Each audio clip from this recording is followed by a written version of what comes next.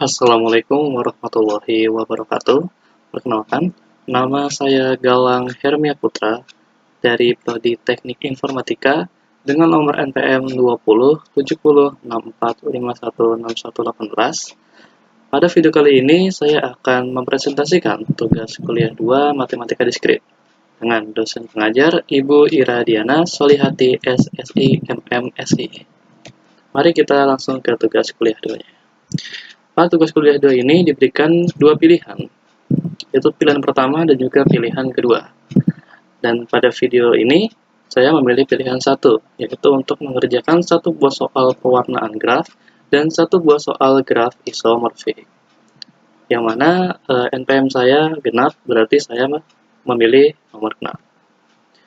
Pada soal pertama, pewarnaan dengan algoritma Wells-Powell, silakan mengambil dua buah graf nomor ganjil atau genap.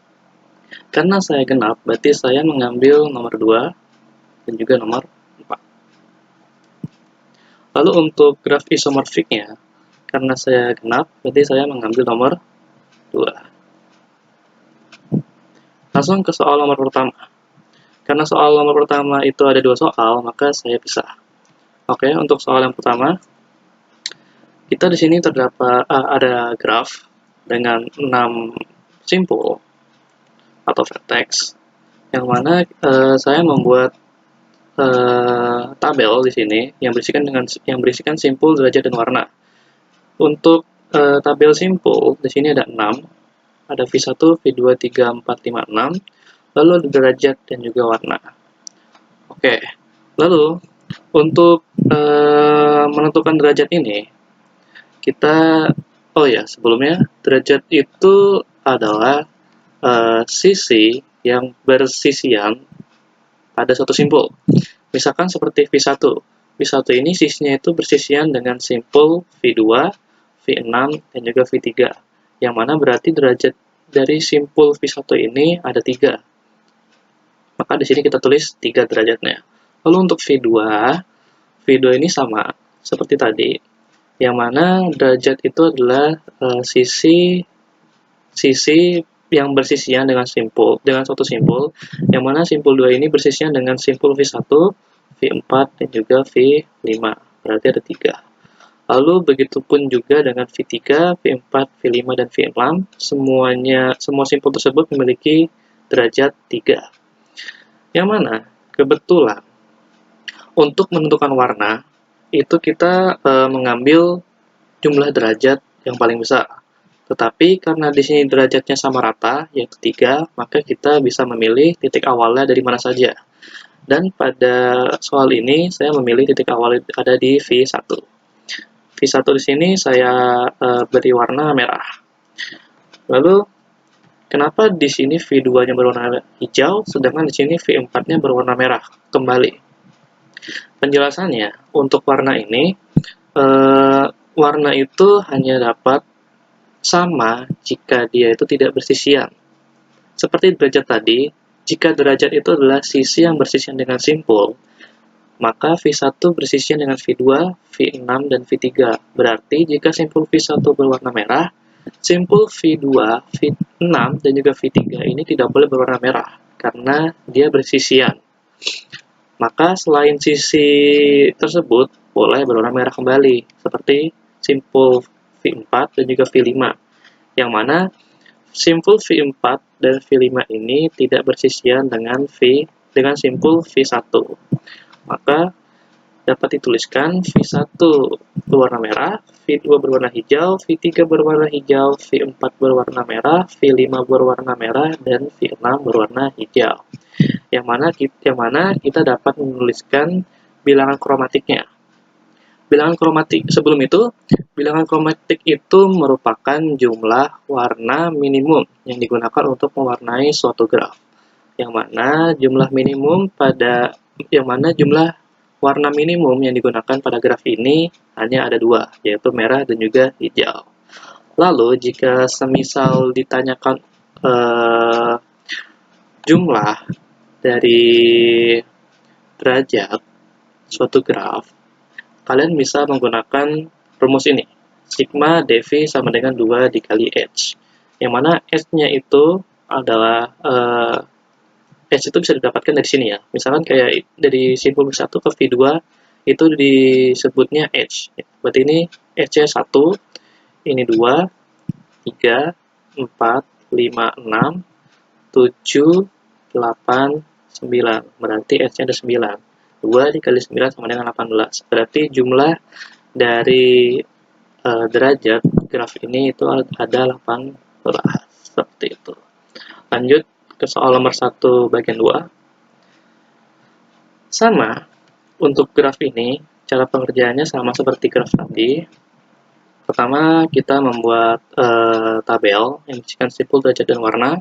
Yang kebetulan graf ini itu memiliki simpul berjumlah sama, yaitu 6. V1, 2, 3, 4, 5, dan 6. Lalu untuk menentukan derajatnya, sama seperti graf tadi, untuk V1, derajatnya itu ada V3, V4, V5, dan juga V6. Berarti derajatnya ada 4. Lalu untuk V2 derajatnya itu ada 1, 2, 3, 4. Berarti sama-sama 4. Untuk V3 itu memiliki derajat 2, yaitu derajatnya itu bersisian dengan simpul V1 dan V2. Lalu untuk V4 sama-sama bersisian dengan simpul V1 dan V2, berarti derajatnya 2. V5 derajatnya 2, dan juga V6 derajatnya 2. Lalu untuk pewarnaannya, seperti yang tadi saya sudah jelaskan, jika misalkan suatu simpul bersisian dengan simpul lainnya yang berdekatan, itu warnanya tidak bisa sama. Misalkan seperti simpul V1 bersisian dengan simpul V3, itu warnanya tidak boleh sama. Jika semisal V1 merah, maka V3 ini tidak boleh merah. Nah, seperti yang tadi saya bilang, untuk menentukan warna, kita mencari derajat yang paling tinggi. Di sini, pada graf ini, derajat paling tinggi itu ada di simpul V1 dan V2. Maka saya memilih V1 untuk menjadi titik awal ya. Untuk titik awal, saya beri warna merah. Berarti simpul V1 sama dengan merah, V3 sama dengan hijau, V2, simpul V2 sama dengan merah. Kenapa? Padahal mereka berdekatan. Kok bisa merah gitu?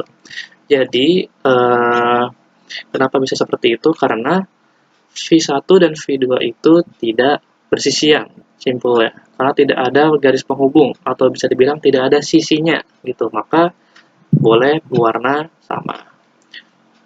Lalu untuk simpul V3 berwarna hijau ya, tadi V4 berwarna hijau karena simpul V1 sudah berwarna merah dan juga simpul V2 sudah berwarna merah, berarti simpul V4 berwarna hijau, simpul V5 berwarna hijau, dan juga simpul V6 berwarna hijau juga. Maka dapat dikatakan bahwa bilangan kromatik dari graf ini itu adalah 2, sama dengan graf tadi. Lalu untuk mencari jumlah derajatnya, kalian bisa menggunakan rumus tadi, yaitu rumus lemma jabat tangan. Bedanya ini adalah rumus kedua yang bisa kalian gunakan, yang mana rumusnya itulah sigma dV sama dengan D1 plus D2 plus D3 dan seterusnya, sesuai dengan jumlah simpul kalian. Di sini simpul ada 6, maka dijumlahkan sampai D6, yang mana D1 itu memiliki nilai 4, D2 4, 3 2, lalu 4 itu 2, V5 2, V6 2, yang mana menghasilkan 16. Kalian boleh menggunakan rumus yang mana saja karena hasilnya pasti sama. Lanjut ke soal nomor 2, graf isomorfi. Nah, pada soal tersebut kita ditanyakan apakah kedua graf ini itu isomorfik atau tidak. Untuk tahu apakah graf tersebut isomorfik atau tidak itu terdapat 3 syarat, yaitu syarat pertama adalah memiliki jumlah simpul yang sama, syarat yang kedua memiliki jumlah sisi yang sama, dan syarat yang terakhir atau ketiga itu memiliki derajat simpul yang sama. Mari kita buktikan. Syarat pertama, memiliki jumlah simpul yang sama. Pada graf 1 kita memiliki jumlah simpul 1, 2, 3, 4, 5, 6, 7, 8, 9, 10. Graf 1 memiliki jumlah simpul 10. Lalu untuk graf 2 memiliki jumlah simpul 1, 2, 3, 4, 5, 6, 7, 8, 9, 10. ternyata graf 2 juga memiliki jumlah simpul 10. Berarti syarat pertama berarti terpenuhi. Lalu untuk syarat kedua, memiliki jumlah sisi yang sama. Untuk graf 1, memiliki jumlah sisi 1, 2, 3, 4, 5, 6, 7, 8, 9, 10, 11, 12, 13, 14, 15. Untuk graf pertama memiliki jumlah sisi 15. Lalu untuk graf kedua memiliki jumlah sisi 1, 2, 3, 4, 5, 6, 7, 8, 9, 10, 11, 12, 13, 14, 15. Ternyata graf kedua juga memiliki jumlah sisi 15, berarti syarat kedua terpenuhi. Lalu kita ke syarat terakhir, memiliki derajat simpul yang sama. Pada simpul ini, pada simpul luar ini, setiap simpulnya memiliki 3 derajat. Lalu, untuk graf kedua, ternyata simpul yang berada di luar juga memiliki derajat yang sama, yaitu 3. Lalu kita lihat simpul yang dalam.